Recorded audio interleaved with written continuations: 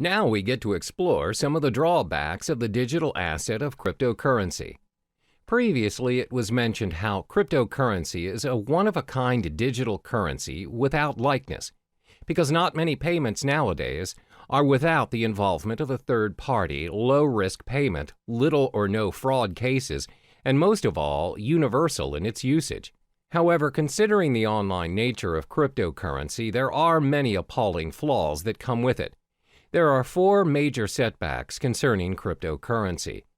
The first one is the lack of understanding over cryptocurrency. In most cases, people are still unaware of the digital currency world and the potential it holds.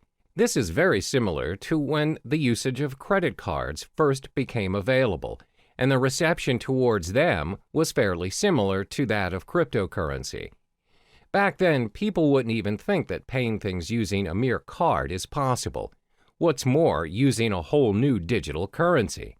Because it is different and it doesn't involve cash directly, people shy away from it and constantly doubt its effectiveness. Additionally, it involves online access to make it work. The idea of paying for things or transferring money online is convenient to some, but most are still skeptical about it. In order to make cryptocurrency acceptable around us, the people need to be educated about it to be able to include it in their daily lives. One way to do this is through networking, but the fact is there are not many places online where people can learn about it. The effort to learn a whole new world of currency requires a lot of time and energy. Most would think it's not worth their time because it's not commonly known anyway. Even though some businesses are accepting bitcoins, the list is significantly small compared to traditional currencies. This is probably due to the lack of knowledgeable staff that understands the ways of digital currencies. Plus, they need to help educate their customers about it and how to use it for a smooth transaction. This again will take a longer time and effort to teach others.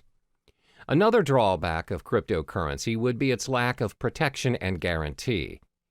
In the case of traditional currency, there's a central bank that governs the authority on every nation's money. No higher authority can suddenly decide that they no longer want to use their country's currency to trade without protest and rejection. There are proceedings to follow, documents to file, approvals, and many other protocols to follow. However, that's not the case with our digital currency. There is no central bank who governs Bitcoin, which means no one can guarantee its minimum valuation.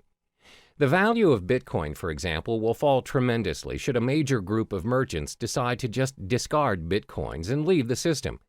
This will inevitably put other users who have invested thousands of dollars into Bitcoins into a major loss. There's no one to contact to complain about these losses or rules to help compensate them. Thus, the decentralized system of Bitcoin is what we call a double-edged sword all on its own. The next disadvantage is its technical shortcomings. When online banking made its way into our lives, there's always a risk of sudden server failure, power shortages, and even hardware lags. If it happens and you ended up getting charged but didn't receive the online movie tickets or flight tickets, you can always call back the service provider or go to the physical bank instead and declare your case. Most of the cases, if you show evidence of your payment, you'll get proper compensation or feedback. But that's not how it works with cryptocurrency. First of all, this currency does not have a bank to negotiate and help you around. There's no fixed number that you could call and just ask for clarification.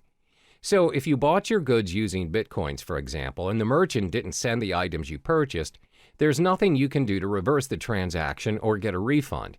You can't complain to the police or any relating authority for that matter.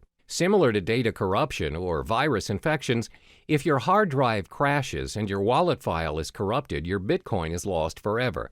There's nothing you can do to restore it, and those coins will be orphaned in the system. The last major disadvantage of cryptocurrency would be because it is still developing. When things are still developing, it's prone to many risks.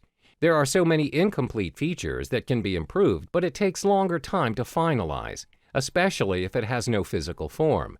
With traditional currency, despite the method of payments nowadays are done online, and without us actually seeing the physical money transferring from one account to another, at the end of the day, when you reach the ATM, you are capable of holding that cash.